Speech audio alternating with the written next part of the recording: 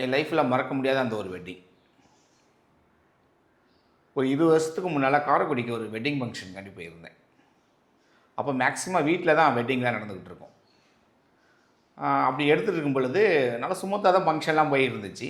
அந்த தாலி கட்டுற கொஞ்ச நேரத்துக்கு முன்னால் கரண்ட் கட் ஆகிடுச்சு. அப்போ என்னோட டீம் அங்கே உள்ளவங்க எல்லாருமே ஒரே அப்செட், டென்ஷன் ஆகிட்டாங்க. லைட் இல்லை, என்ன பண்ணுறது? நாங்கள் வெட்டிங் ஷூட் பண்ணிக்கிட்டு இருந்தது வந்து ஒரு ஓட்டு வீடு. அப்போ நான் வந்து கிளைண்ட்டை சொன்னேன், எனக்கு ஓட்டை மட்டும் கொஞ்சம் பிரித்து விடுங்களேன் அப்படின்னு.